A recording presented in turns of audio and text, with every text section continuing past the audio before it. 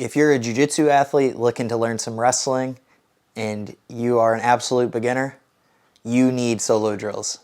And the reason why I love solo drills is because they're an easy way to get better at wrestling without any partners. So taking it back to 6th grade when I started wrestling, I got my butt whooped a lot. I wanted to get way better because I hated getting my butt whooped. And I couldn't do it at home because I had no partners or siblings. So the only thing I could do were solo drills. So some of the ones I'll share with you guys today are some of the ones I would do. I didn't even have a wrestling mat my first couple years until my mom got one in the garage, I think in like 8th grade or freshman year, something like that. But these are just easy ways just to get, especially as a beginner, more confident in your wrestling and just movement. As someone who's been coaching jiu-jitsu athletes who are adults and who have never wrestled before, I know one of the first things they say is, I feel so unathletic or so awkward moving in my wrestling stance. I don't know how to move.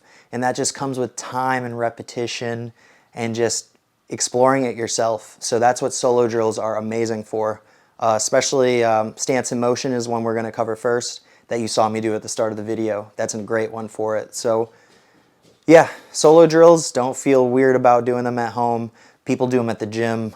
People do them just outside hanging out. There's some funny videos on Instagram going around of people just doing stance in motion at weddings and stuff. It's not weird. It's just, you're always getting better every time you do it. And it's fun. Throw on some music while you do it. Throw on the Stance in Motion app if you want a coach to kick your butt virtually. It's a really fun way to get better at wrestling, and it's great conditioning workout too. So we got 5 for you guys today. We're going to walk through them. I'll kind of break down how each one works, some of the technique for it, since I really want to help out beginners with this video. If you're not a beginner, but you're just looking to learn some more solo drills you can do, because maybe you haven't thought of some of these, then just skip ahead and check out some of those too. Let's get into it. So the first drill we have today is the one you saw at the start of this video, and you probably see the most often. And it's stance in motion or stance in motion. I don't know which one it is. Actually, I say stance and motion. I think that's what most people say, but who knows? There's kind of like a funny debate going on about it right now. But stance in motion. So key things on stance in motion is you first want to get in your stance. So a stance in wrestling is just bending my knees here. Now notice I'm not straight up like this. I'm going to hinge at the hips. And now you can have a straight back if you want. It doesn't have to be like perfectly straight, but just, you know, close to it. Or a lot of foreigners, they'll like be very rounded here. So you kind of just need to find what works for you. I think we're starting to really see in the last few years of wrestling that a lot of the things many of us were taught as kids that were very strict of ways to do certain techniques are starting to get figured out, and you actually don't have to do things that way. You can kind of figure it out and find what works best for you. So I would say this is one of those instances where your back can be rounded, it can be straight, whatever feels the best for you. And you'll find that out as you do this drill more and you wrestle more. So knees bent, hinged at our hips. I like a slight little rounding, not much, pretty straight back. And then the last piece is keeping our hands out. So we want our hands out front. I like to think of T-Rex arms where they're in like this, because if I'm too extended, now I'm off balance. It's going to be really easy for him to pull me this way. Or if I'm reaching, he can time it and push my arm up out the way and get to a leg. So T-Rex arms. Now we have our head in the way, we have our hands in the way, and we can defend our legs here. And then if they do get past that, we can sprawl, which is, you know, if you're advanced, or not advanced, but you've been wrestling for a little bit, sprawling is pretty easy for you now. If you're a beginner, don't worry about that yet. So we got the stance down, just so you can see it this way. I'm here, here. And I like to put my lead leg forward. That's the leg that I'm going to be stepping in with to get close to my opponent's legs, or to step in and get to ties, things like that. Lead leg, you'll find that out too, which one's more comfortable. Some people like lefty leg forward, some like right. Some people prefer a square stance, but again, that's for you to kind of figure out as you go through your wrestling journey. So I'm a right leg lead. What we're going to do next is the motion piece. So motion, it's super simple. Again, you don't have to like stress about being technical with your motion. You should be loose, you should be having fun, and you should just, when you're doing this solo drill, really just feel it and gain more confidence in your wrestling, and your ability to move, and your ability to have quicker feet. So I'm here. All I'm going to do is I'm not going to cross my legs. That's one thing you should not do. Because if you cross your legs like this and someone shoots, I'm falling over. I can't sprawl because I'm lassoed up. So we're going to keep our legs like this. And when we move, it's just like short, choppy steps, little shuffles. Wrestling is just a game of little shuffles. There's no like massive steps in wrestling. It's all just here. So we always keep our base, we stay strong, and we always keep balance. So I'm just here. You can go around the whole circle if you want. You could go back. You could just move forward. You can turn. You're just imagining someone's in front of you. That's it. And this is a great drill to do. You could throw time on the clock, 3 minutes. Or if it's a jiu-jitsu match, maybe you throw 5. And for the first 2.5 minutes, you just move in your stance. Great conditioning for the legs. It's like an active sort of wall sit. Great conditioning.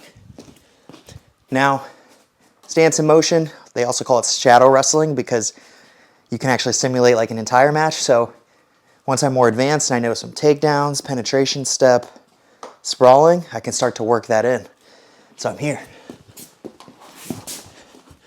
I'm imagining my opponent's in front of me. I shoot for the takedown. Right back up. He shoots on me. I sprawl. I circle up. Back in a good position. I sprawl. Circle up. His leg's right there. I shoot. He shoots. I down block. He shoots. I down block. You can just do endless combinations of that stuff. It's really fun. And there's an app, Stance in Motion, that I use. Highly recommend it. I have a link in the description, so you guys should go check that out. It's a great app if you just want a little extra push for your stance in motion and you kind of want like a virtual coach. I usually like to do stance in motion with music, but if I do want that extra push, I'll use the app. So check that out, stance in motion. Next drill I really like is the penetration step drill. Actually, penetration step and pivot drill, aka PSP, because I loved that handheld system when I was a kid. So all it is, this is a great way to learn the penetration step, or if you do know it, to really refine it, gain balance with it, and just to learn how to keep good position while you take it. So penetration step is here. All it is, real quick for people who are new to this, is I'm changing my level. I'm reaching for a leg, staying upright, great posture, back up, hips in, head up. Because if I go like this, I'm gonna get sprawled onto the ground. But if I'm here, it's gonna be hard for my opponent to sprawl on me. So I'm reaching just like that. Now just imagine someone's in front of me, I'm doing this so I can get to their legs. So I change my level so I can get under their stance and get to their legs. So we're focusing just on the stepping and the penetration step part. So we're here. All I'm gonna do is I'm gonna lean, reach, my back leg's gonna come up a little bit. We call this the trail leg. Here. Knee goes down. Notice I still have good posture, hips in, back straight, head up. Bring my trail leg up and around. Now I take short, choppy steps, like I mentioned in stance in motion. Now I go the other way. So this drill is an excellent way to learn how to use penetration step on both sides.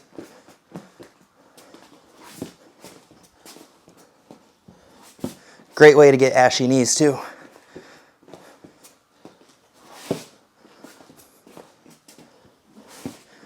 Good for your hips, feels great mobility wise. And I like to warm up with this just to see how my legs feel for the day. Sometimes if I'm super tight while doing this, I know I gotta warm up a little bit more. So, PSP drill. Next we got the fake drill. So when you're in a wrestling match, hand fighting part of hand fighting is actually faking, because sometimes you might not be able to get the job done with your hands. Maybe you gotta get them off balance by faking them and making them think you're going to one leg, and then you go to the other, or you use it to get to a snap, etc. So fake drill to really refine your fakes. I learned this in college from head coach Joe Dubuque. He wasn't head coach at the time at Princeton Wrestling, where I went to school, but he is now. And this is an awesome drill that he had me do at the end of almost every practice. And I would just do it too, sometimes in my free time. So all you do, you find an imaginary line, get in your stance. All you need to do is, with a fake, there's 3 key points. So the first is you're gonna step like you're stepping in for a leg attack. You're gonna change your level, that's point 2, and then you're gonna reach with your hands, 3. So the reason we do that is so we can act like we're getting beneath them, reaching for their leg, and we're showing intent. We want to threaten them, and that's what this fake is doing. If the fake doesn't come off as a threat, then they're not going to bite. So we're here.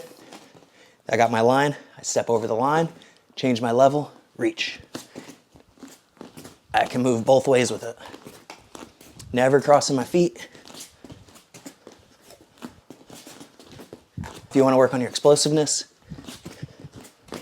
really try to sell it. Fake, fake, fake, fake. That's it. Just to see it the other way.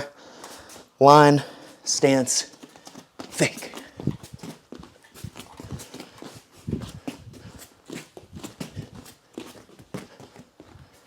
That's it.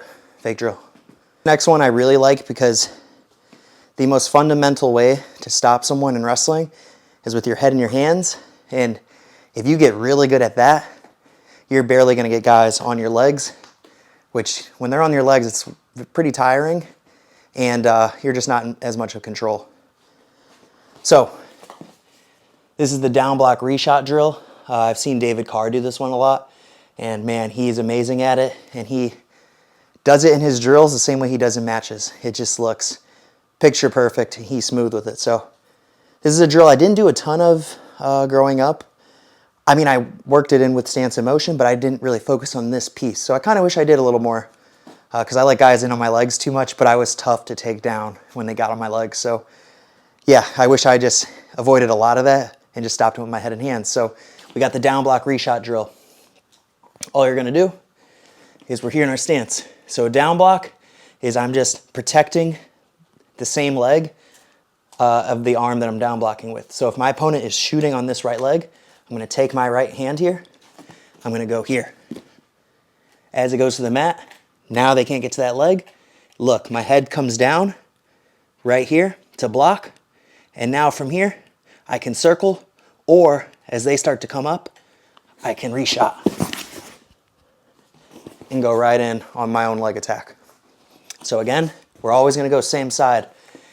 Sometimes in a match, when it's live, you might do like cross, like a cross down block, something like that. That can happen for sure. But for the sake of the drill, getting really good at stopping them with the same arm, same side, and then shooting right off that. So here, here, here, here. When I'm ready to go, shot. Here, here, here.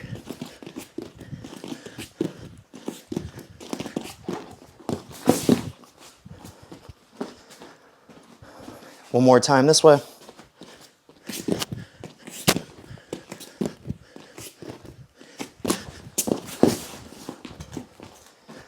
Downblock Reshot. If you have a partner at home or at the gym and you're just getting some conditioning in, another thing you could do, David Carr has an awesome video on this, link is in the description, is you could have them point to a leg. So if he points to this one, I go here.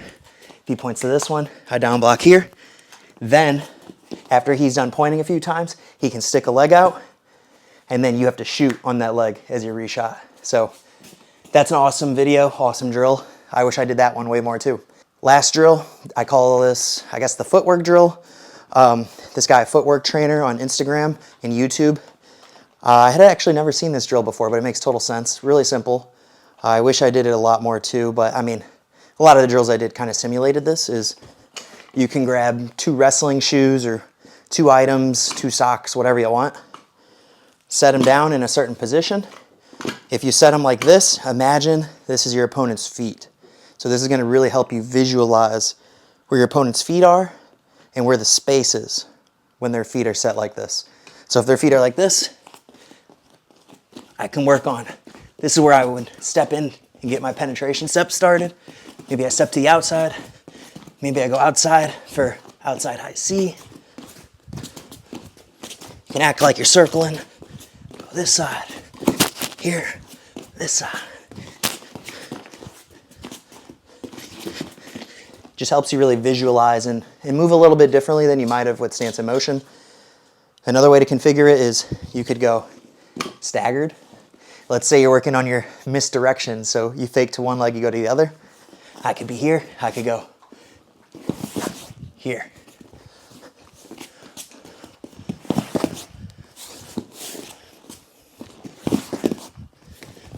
Just another option. But you just use these as tools to help you visualize and help you move a bit differently.